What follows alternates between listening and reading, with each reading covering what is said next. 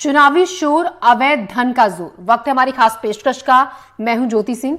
चुनाव आयोग ने प्रत्याशियों के खर्चे की सीमा तय कर दी है। लोकसभा चुनाव में एक प्रत्याशी अधिकतम 95 लाख रुपए तक का खर्चा कर सकते हैं, लेकिन कम ही प्रत्याशी होंगे जो इस सीमा के भीतर चुनाव लड़ते हों। इसका अंदाजा इस बात से भी लगाया जा सकता है कि छोटे से राज्य छत्तीसगढ़ में आचार संहिता लागू होने के बाद अब तक 30.47 करोड़ की नकदी या फिर दूसरी वस्तुओं की बरामदगी हो चुकी है। तो ऐसे में आज हम आपसे इसी मुद्दे पर बात करेंगे, सवाल करेंगे। चुनाव सीधे सीधे आपसे जुड़ा हुआ मसला है, लिहाजा आप अपनी राय हमसे साझा कीजिए। हमारा नंबर लगातार टेलीविजन स्क्रीन पर हम फ्लैश कर रहे हैं, 8178999182। आप क्या सोचते हैं जिस तरीके से धन का इस्तेमाल चुनावों में किया जाता है? और अब आपको आंकड़ों के जरिए हम पॉइंट्स में समझाते हैं कि चुनावों में किस तरीके से अवैध धन का इस्तेमाल होता है। चुनाव में खर्च की जो अधिकतम सीमा है एक कैंडिडेट के लिए है 95 लाख रुपए। अब छत्तीसगढ़ में कांग्रेस और बीजेपी के जो उम्मीदवार हैं, कुल 11 उम्मीदवार हैं, यानी कि कुल टोटल 22 उम्मीदवार। कांग्रेस और बीजेपी उम्मीदवारों का अधिकतम जो मंजूर खर्चा हुआ मिलाकर अगर हम 95 लाख को जोड़ें तो वो हो जाता है 20.90 करोड़ के आसपास। छत्तीसगढ़ में अब तक अवैध बरामदगी हो चुकी है 30.47 करोड़। कांग्रेस और बीजेपी उम्मीदवारों को मंजूर राशि के मुकाबले कितनी अधिक बरामदगी है, ये आप इसका अंदाजा लगा सकते हैं। 9.57 करोड़ अगर हम इसको घटाकर देखें तो। आपको यह भी बता देते हैं, केवल कांग्रेस और बीजेपी उम्मीदवारों के खर्चे का जिक्र यहां पर नहीं कर रहे हैं, सिर्फ एक अनुमान के लिए आपको बता रहे हैं। चुनावों में और भी उम्मीदवार खड़े होते हैं जिनके खर्चे होते हैं। ये केवल दो पार्टियों के उम्मीदवारों के बारे में जिक्र नहीं हो रहा है, और भी पार्टी के जो उम्मीदवार हैं ऐसा बहुत ही कम होता है जो राशि तय की गई है कि उसके अंदर अंदर चुनाव लड़े। तो इसी को लेकर आज हमारा मुद्दा है। हमारे साथ हमारे सहयोगी हैं नीलेश त्रिपाठी हमारे साथ जुड़ेंगे, संवाददाता रायपुर से। इजहार खान हमारे साथ रहेंगे भोपाल से, और खास मेहमान मोहम्मद आमीन, पूर्व ज्वाइंट डायरेक्टर हैं इलेक्शन कमीशन के, हमारे साथ जुड़ेंगे। स्वागत है मोहम्मद आमीन जी आपका एनडीटीवी के मंच पर। पहला सवाल आप ही से, इसको क्या कहेंगे जो एक राशि तय है और जो बरामदगी अब तक हो चुकी है इलेक्शन के दौरान, जिस तरीके से चेकिंग अभियान पर जोर रहता है, राशि काफी ज्यादा है, इसको लेकर क्या कहा जाए? देखिए, ये एक भ्रष्टाचार है और इस मुद्दे को कई बार इलेक्शन कमीशन कानून बनाने के लिए बात करता रहा है, जिसके तहत आपने देखा होगा कि पिछले तत्कालीन वित्त मंत्री ने ये जो इलेक्टोरल बॉन्ड का मसला डाला था, उसके तहत ये क्लियर हो जाए कि कौन पार्टी को कितना पैसा दिया गया या दिया जाना है, वाइट में जाए।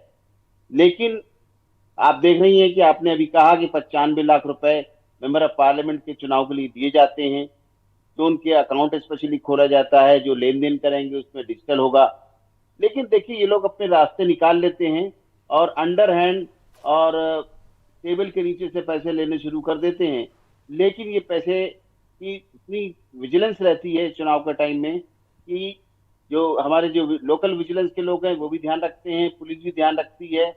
वाहन चेकिंग के लिए एयरपोर्ट से निकलते हैं तो एयरपोर्ट के अंदर भी होता है, चार्टर्ड प्लेन भी पकड़े गए, कई बार दिल्ली के अंदर भी पकड़े गए चार्टर्ड प्लेन जो पैसे लेके जा रहे थे। तो ये बरामदगी जो है वो इलीगल है, और चुनाव के पॉइंट ऑफ व्यू से इसमें जो इनकम टैक्स के हमारे ऑफिसर्स हैं, ऑब्जर्वर्स भी हैं, वो सब इसकी निगरानी रखते हैं, और प्रशासन तो रखते ही रखता है। तो ये जो चीज़ा है इलीगल पैसा, ये इलीगल पैसा सरकार का हो जाता है और उन पे आवश्यक कार्रवाई होती है, और वो जो उनके पास पकड़ा जाता है, अगर वो सही जवाब नहीं दे पाते हैं तो उनको जेल जाना पड़ता है।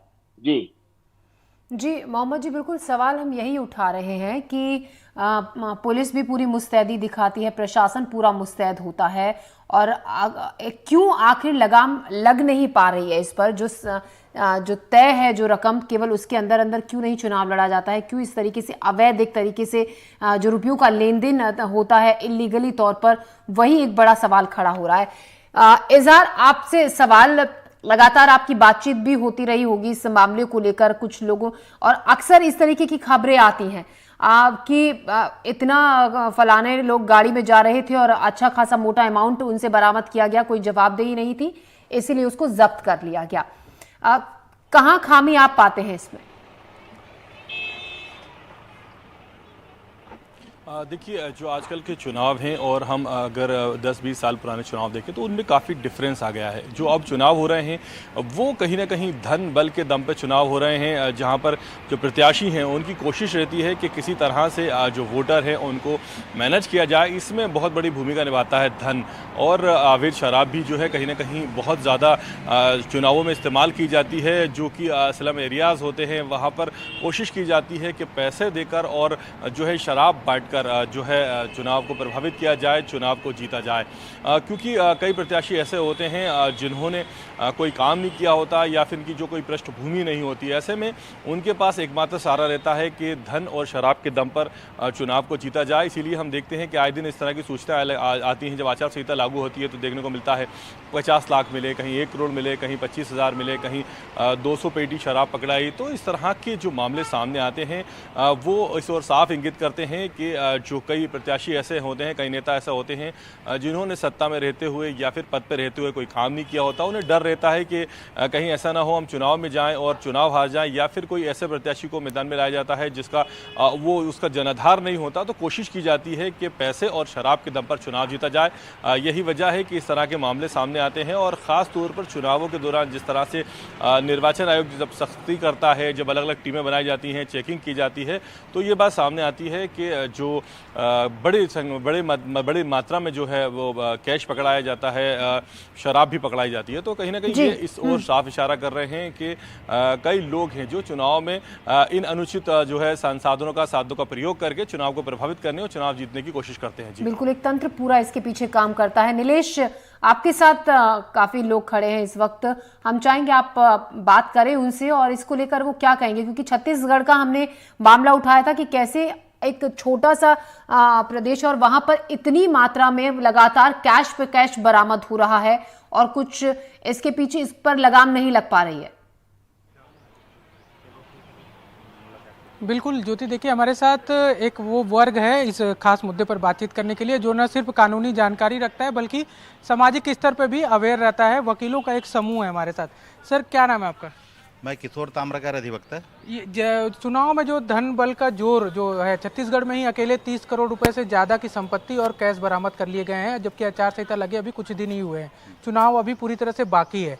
ऐसे में इस तरह का प्रयोग करके, धन का प्रयोग करके जो चुनाव जीतने की बात होती है, चुनाव को प्रभावित करने की बात होती है, उसको किस तरह से देखते हैं आप लोग? देखिए, सामान्य रूप से देखने में आता है कि सभी राजनीतिक दल को ये पहले से आभास होता है कि आचार संहिता कब लागू होगा। तो ये जो राजनीतिक दल हैं, मैं बिल्कुल बोलने में कोई संकोच नहीं करूंगा, ये पहले से इनकी तैयारी रहती है। यहाँ चुनाव आयोग जो है हमारा, वो थोड़ा सा पीछे रहता है। ऐसी स्थिति में क्या होता है कि जब तक ये चुनाव आयोग जो है जनता में ये जागरूकता ना लाए, देखेंगे कि चुनाव के पास जनता में जागरूकता लाने के लिए ऐसा कोई मुझे नहीं दिखता कि विशेष कोई उसके पास साधन हो। जब तक ये जनता जागरूक नहीं होगा, जनता को जागरूक करना पड़ेगा कि कोई भी ऐसा धन बल या किसी प्रकार के कोई प्रलोभन देते हैं तो उसको रोकना चाहिए। जनता का अवेयरनेस होना चाहिए इस चीज़ों का कि वो ऐसे चीज़ों का बहिष्कार करे। इसके लिए जनता स्वयं बहिष्कार करे, इस पर काम होना चाहिए। हाँ। जब्तियां लगातार की जा रही हैं, लेकिन जब्तियों के बाद का क्या है? पिछला इलेक्शन भी हुआ, इससे पहले भी इलेक्शन होते हैं, जब्तियां हर इलेक्शन में की जाती हैं। इस बार भी रकम जो है वो ठीक ठाक है, लेकिन उसके बाद क्या हो सकता है? कानूनी तौर पर क्या कार्रवाई हो सकती है? देखिए, भारत विश्व का सबसे बड़ा लोकतांत्रिक देश है और आम चुनाव के माध्यम से देश की जनता अपने नेता को चुनती है जो शासन प्रशासन का संचालन करते हैं। और ये किसी से छिपा नहीं कि चुनाव के वक्त में जिस प्रकार से धनबल का, जनबल का जिस तरीके से उपयोग होता है, लोग लुभावने वादे करके और तरह तरह की जो चीज़ें दिया जा करके वोट को और चुनाव को जो प्रभावित करने का काम करते हैं, ऐसे समय में शासन के द्वारा, निर्वाचन आयोग के द्वारा, पुलिस के द्वारा जो कार्रवाई की जाती है, छत्तीसगढ़ में भी जिस प्रकार से आपने बताया कि अभी 3 चरणों में चुनाव होने वाला, लगभग 30 करोड़ रुपए की जब्ती की गई है, तो ये जायज़ है। और इस पर सिर्फ जब्ती से काम नहीं बनेगा, बल्कि इसकी कड़ी कार्रवाई होनी चाहिए कि इनकम आप सोर्स कहाँ से आया, ये पैसे कहाँ से आ रहे हैं और उसका क्या प्रमाण है, उसका IT रिटर्न में उसकी कोई जानकारी है कि नहीं, और मनी ट्रेवल का अगर मामला है तो उस पर भी कार्रवाई होनी चाहिए। कुल मिला के इस देश में स्वतंत्र और निष्पक्ष रूप से चुनाव किए जाने के लिए निर्वाचन आयोग के लिए जितने भी कड़े कदम उठाने, वो कड़े कदम उठाने चाहिए। कड़े कदम उठाने चाहिए। लेकिन चुनाव आते हैं, चुनाव होते भी हैं और इस तरह की जब्तियां भी होती हैं, लेकिन कोई ऐसा आप लोगों के ध्यान में कोई मामला, चूंकि आप लोग वकील भी हैं, जिसमें कोई किसी को बड़ी कार्रवाई की गई हो और बाद में उसको कानूनी रूप से उसको झेलना भी पड़ा हो पिछले 5-10 साल में, जिसके यहाँ से जब्त की गई हो? बिल्कुल बड़ी कार्रवाई हुई है और लगातार इसके लिए जो है, अभी जैसे इलेक्ट्रल बॉन्ड का एक मामला आया था, इसके अलावा बहुत सारी चीज़ें हैं, जब्ती हो रही है, प्रॉपर तरीके से इनको इन्वेस्टिगेशन हो रही है। ये पैसा निकला कहाँ से, किसके द्वारा निकला, किससे जब्त हुआ, पूरी उसकी जांच चल रही है और इसके पहले भी कई जांच का रिजल्ट आया है और प्रॉपर कार्रवाई हुई है। एग्जैक्टली मेरे को ध्यान नहीं आ रहा है अभी, नहीं तो मैं आपको रोकने के लिए क्या किया जाना चाहिए? आप लोग यंग भी हैं, रोकने के लिए इस तरह का प्रलोभन रोका जाए, लोग मार्केट में पैसा आ ही मत इस गलत नियत से, इसके लिए क्या करने की जरूरत है? जैसे कि सीनियर ने कहा कि एक पहले से ही अवेयरनेस का काम करना चाहिए। निर्वाचन आयोग को पहले से ही जो तैयारियां पहले करके रखते हैं, जितने भी सारे राजनीतिक दल हैं, उसको काउंटर करने के लिए निर्वाचन आयोग के द्वारा भी पहले से एक अवेयरनेस का कार्यक्रम करना चाहिए। जनता के भी अपनी जिम्मेदारी होती है, साथ में राजनीतिक दलों को भी ये समझना पड़ेगा कि ऐसा मतलब इसको रोके, ये सब चीजें प्रलोभन को रोकने की कोशिश होनी चाहिए। जी, जागरूकता की बात जी, ये ज्योति। लोग कर रहे हैं क्योंकि आप एक ऐसे वर्ग के साथ खड़े हैं जो इस सवाल का बहुत बेहतर जवाब दे सकते हैं। हम चाहेंगे आप इनसे पूछें कि अगर कोई क्योंकि बहुत ऐसे लोग हैं जो पकड़े जाते हैं, अच्छे खासे अमाउंट के साथ पकड़े जाते हैं, किस तरीके की सजा का प्रावधान है, या फिर आराम से ये लोग छूट जाते हैं जो फिर से वही जो रूटीन है वो चेंज शुरू हो जाती है? क्या कोई सख्त सजा है ऐसे मामलों में? बिल्कुल, ये जानना चाहेंगे कि क्या इस तरह के मामले जो इस तरह का प्रलोभन दे रहे हैं, पकड़े जाते हैं अभी, और उसके बाद उनके लिए क्या सजा हो सकती है, अधिकतम क्या सजा हो सकती है, या फिर आराम से उनको बेल मिल जाती है, छूट जाते हैं ताकि ये बार बार ऐसा कदम करते हैं? देखो, इस तरह के मामले अगर होते हैं तो ये देशद्रोह के मामले से संबंधित है और इनको कड़ी से कड़ी सजा, आजीवन कारावास तक की सजा होना चाहिए। और देशद्रोह का मामला है, देश के ऊपर अगर किसी प्रकार के कोई आदमी ये निष्पक्ष चुनाव में इस तरह के कार्य करता है कि पैसे के को लेके कार्य कर रहा है या लोक लुभावन कार्य कर रहा है, भाई प्रजातंत्र है, प्रजातंत्र को प्रजा को अपने मत देने का अधिकार होना चाहिए। और अगर कोई लोक लुभावन काम करता है या जो पकड़े जाते हैं तो उनको क्या है, देशद्रोह के मामले से दंडित किया जाना चाहिए। किया जाना चाहिए, लेकिन अभी नियम क्या है इसके? देशद्रोह से संबंधित है, देशद्रोह से संबंधित मामला बनता है, ये देशद्रोह से संबंधित मामला बन सकता है, ज्योति इनका कहना है, लेकिन अभी तक तो ऐसे कोई नजीर है जिसमें इस तरह के केस कुछ किया गया हो? देखिए, ये जो चुनाव होता है, निर्वाचन आयोग जो है चुनाव के लिए बहुत सारे नियमावली बना के रखे हुए हैं। नीलेश, मेरा सवाल यही था, जैसे आज हम एक खबर दिखा रहे हैं जिसमें 4 लोगों को गाड़ी से गिरफ्तार किया गया और उनके पास से काफी अमाउंट में पैसे मिले। अब ऐसे लोग पकड़े गए, वो जवाब नहीं दे पाए, कागज नहीं दिखा पाए, क्या उनको कोई सजा मिलेगी या फिर उनको आसानी से छोड़ दिया जाएगा? मेरा सवाल सिर्फ इतना सा था। बिल्कुल, मैं यही जानने की कोशिश भी करता हूँ। कैसे, जैसे आज ही एक मामला आया जिसमें एक गाड़ी से 4 लोग बड़े पैमाने पे कैश के साथ पकड़े गए हैं और कैश बरामद हुआ है। तो ऐसे लोगों को अगर वो मान लीजिए जो जरूरी दस्तावेज है वो नहीं दे पाते हैं, उस स्थिति में क्या सजा हो सकती है, अधिकतम किस तरह की कार्रवाइयाँ उनके ऊपर हो सकती हैं? देखिए, इसमें बहुत सारी चीज़ें हैं, इसमें कई सारे कानून लागू हो जाते हैं, जैसे कि अवैध रूप से रकम रखना, ये भी अपने आप में अपराध है। किसी को यदि क्या वो चुनाव के उद्देश्य से ले जा रहा है, चुनाव को प्रभावित करने का प्रयास कर रहा है, उसके लिए अलग सजा और इसके प्रावधान बने हुए हैं। तो ये देखना पड़ेगा कि वो किस परिस्थिति में वो रकम बरामद हुई, कहाँ से लाया, कैसे लाया, उनका उद्देश्य क्या है। कई बार अपवाद ये भी होता है कि सामान्य रूप से टैक्स बचाने के लिए लोग अपना ये करते रहते हैं, लाना ले जाना। बिल्कुल ज्योति, तो ये एक बहुत जांच का विषय है इस मामले में कि पहले जांच की जाए और निष्पक्ष जांच इस बात की जाए कि वो जो पैसे या जो भी चीज़ें पकड़ाई हैं उनके उपयोग करने का उद्देश्य क्या था। अगर वो चुनाव को प्रभावित करने के लिए या चुनाव में किसी को प्रलोभन देने के लिए उपयोग किया जा रहा है तो उसके लिए अलग धाराएं हैं, और कोई अपना टैक्स बचाने के उद्देश्य से लूज मनी का उपयोग कर रहा है तो उसका एक अलग मामला बनता है। जी ज्योति। मोहम्मद आमिन, पूर्व ज्वाइंट डायरेक्टर इलेक्शन कमीशन से हमारे साथ जुड़े हुए हैं। मोहम्मद जी, क्या ये जिस तरीके से, क्या एक बड़ी चुनौती चुनाव आयोग के सामने है जो इस तरीके से धन बल का जो प्रयोग है उस पर लगाम नहीं लग पा रही है? क्या एक बड़ी चुनौती इलेक्शन कमीशन के सामने? नहीं, चुनौती तो रहती है। आपने देखा होगा कि हमारे यहाँ जो ऑब्जर्वर होते हैं वो कई तरह के ऑब्जर्वर बढ़ा दिए गए हैं और विजिलेंस भी बढ़ा दी गई है।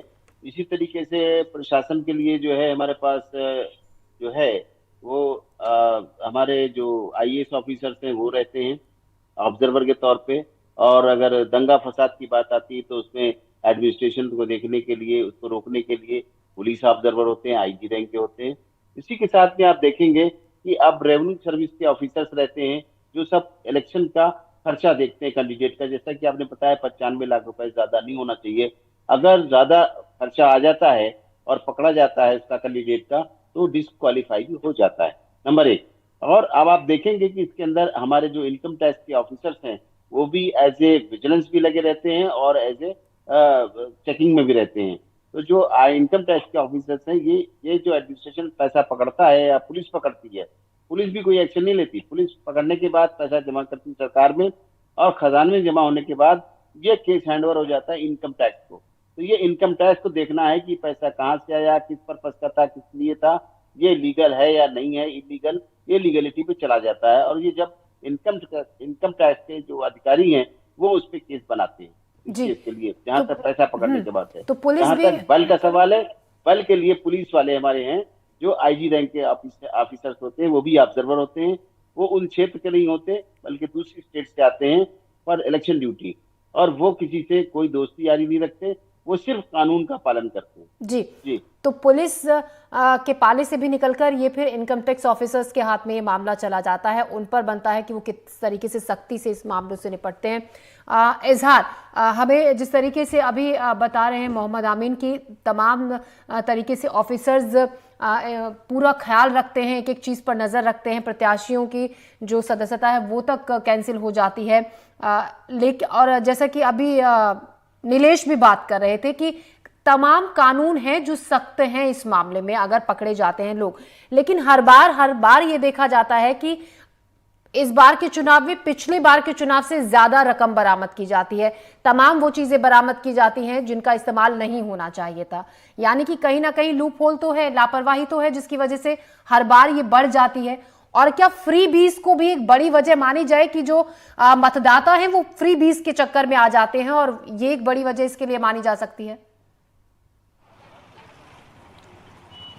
बिल्कुल, देखिए ज्योति, सबसे बड़ी वजह है फ्रीबीज। जो मतदाता है वो खुद भी जो है अगर ये जो गिफ्ट मिलता है उसे, चाहे वो पैसा हो या फिर शराब हो या फिर कोई और ज्वेलरी हो, अगर वो खुद भी चाहे तो उसको एक्सेप्ट ना करे, लेकिन कहीं ना कहीं जो उसकी फ्रीबीज की आदत है उसके चलते वो एक्सेप्ट कर लेता है और इसी बात का फ़ायदा राजनीतिक पार्टियों के लोग उठाते हैं। और अगर हम बात करें कार्रवाइयों की, तो ये जो लोग होते हैं जो धन का उपयोग करते हैं, शराब बांटते हैं या फिर गिफ्ट वगैरह बांटते हैं, कहीं ना कहीं ये इतने जो है ये मुखर हो चुके हैं कि इन्हें अब जो है जो सरकार का, कानून का भी खौफ नहीं है, क्योंकि इन्हें मालूम है कि अगर पकड़े गए तो कहीं ना कहीं से किसी ना किसी तरीके से जो हमारे बड़े आका हैं, हमारे आका हैं, वो हमें बचा लेंगे। और इस तरह के मामले देखने में आते हैं कि बड़ी से बड़ी अगर शराब की खेपी पकड़ाती है तो बहुत से बहुत 3 से 4 महीने में जो व्यक्ति है वो जमानत पे छूटकर बाहर आ जाता है। फिर सालों तक केस चलता रहता है, फिर कई बार गवाह पलट जाते हैं, कई बार जो है पैरवी में कहीं कोई कमी रह जाती है जिसके चलते वो बरी हो जाता है, या फिर उसकी पूरी ज़िंदगी निकल जाती है और वो केस ख़त्म नहीं आता। इसी तरह के मामले पैसे में देखने को मिलते हैं। जब इनकम टैक्स कोई रेड मारती है या फिर कोई पैसा पकड़ाता है, गोल्ड पकड़ाता है, तो फिर वो तारीख पे तारीख को केस लगातार चलता रहता है। उसमें भी कई तरह के उन्हें रिलैक्सेशन मिल जाते हैं किसी तरीके से और वो फिर बरी हो जाते हैं। शायद यही वजह है कि जो इस तरह के लोग हैं जो ये काम करते हैं, चाहे वो शराब बांटकर चुनाव को प्रभावित करते हों या फिर पैसा बांटकर या फिर कोई किसी तरह की ज्वेलरी या फिर गिफ्ट बांटकर, उन्हें ये मालूम होता है कि अगर हम पकड़े जाएंगे तो कहीं ना कहीं जिनके लिए हम काम कर रहे हैं वो हमें बचा लेंगे, या फिर किसी तरह से कानूनी प्रक्रिया में हम दाव पेच खेलकर जो है अपने आप को बचा लेंगे। अब अगर इस पर जो है काबू पाना है, इसको रोकना है, तो सबसे पहले ज़रूरत है जो वोटर है, जो आमजन है, उनको जागरूक करने की, इतना जागरूक करने की कि वो किसी भी कीमत पर किसी से कोई गिफ्ट ना लें, पैसे ना लें, शराब ना लें। दूसरी ज़रूरत है इस तरह के कड़े कानून बनाने के लिए जिसमें तुरंत कार्रवाई हो, लंबा केस को ना खींचा जाए, लंबी प्रक्रिया में ना पड़ा जाए, तुरंत कार्रवाई हो। जब इस तरह से 1-2 मामले सामने आएंगे जब के किसी पर तुरंत कार्रवाई होगी, कड़ी कार्रवाई होगी, रासात हो, रासुका लगाया अगर जाए, तुरंत सख्ती से स्टेप लिया जाए तो हो सकता है कि इस तरीके के मामलों में कमी आए।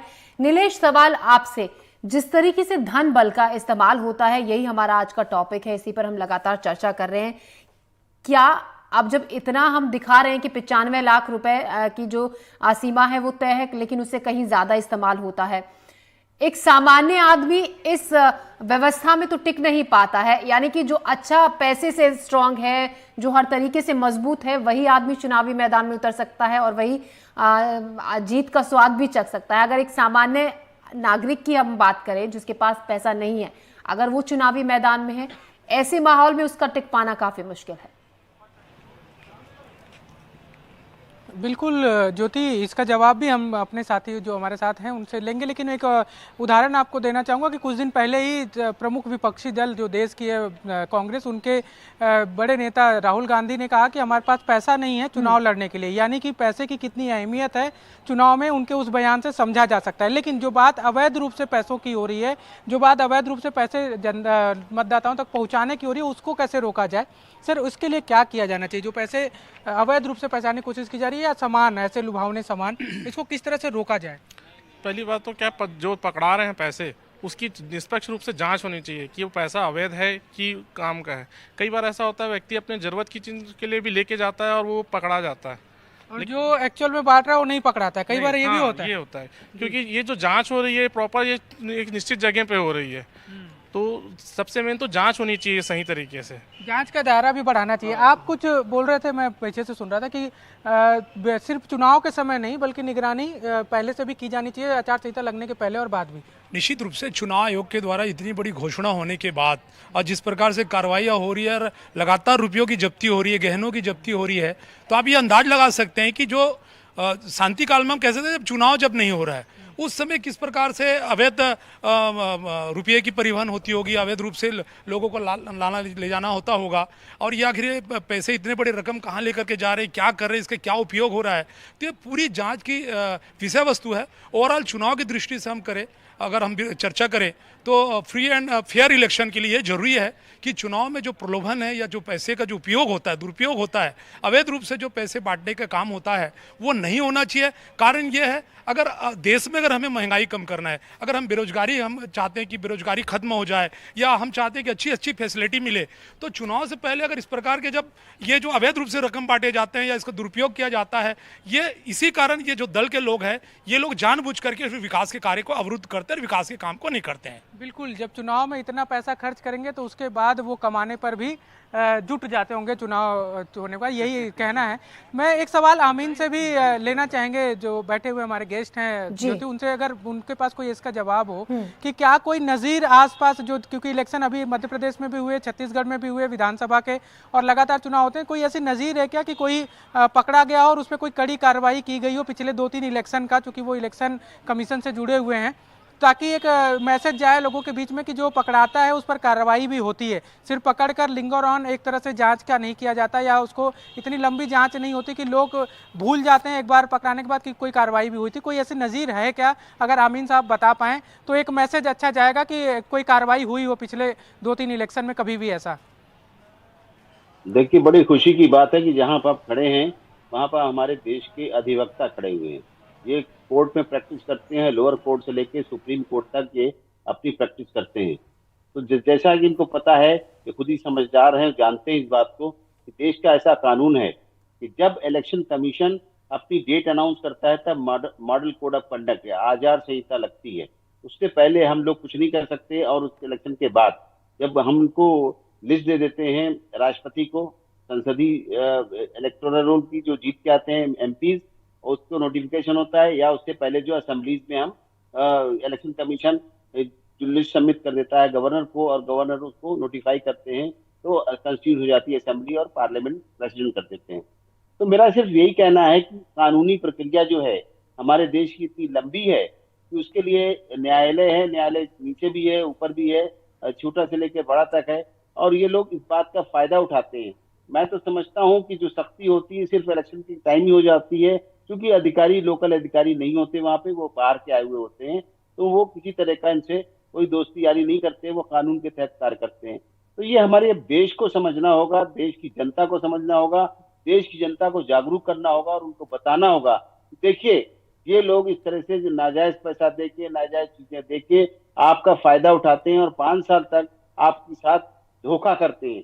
जब तक ये चीजें यही लोग नहीं समझाएंगे, हमारे जो प्रतिनिधि हैं, उनकी पार्टियां हैं आपस में, और जो कुछ संस्थाएं हैं जो कि सोशल काम करती हैं, उनको चाहिए कि इस तरह की लोगों में जागरूकता पैदा करें, जिससे कि हमारे जो वोटर्स हैं वो समझें कि ये चीजें लेना भी उचित नहीं है मुझे। अगर हम इस लालच में पड़ेंगे तो हम अपने अधिकार को खो देंगे और एक अच्छा अपना प्रतिनिधित्व हम नहीं चुन पाएंगे, जिसकी वजह से क्या होगा कि हमें 5 साल तक और इस बात से परेशानी होगी, वो ना तो हमारी बातें सुनेगा, ना हमारे डेवलपमेंट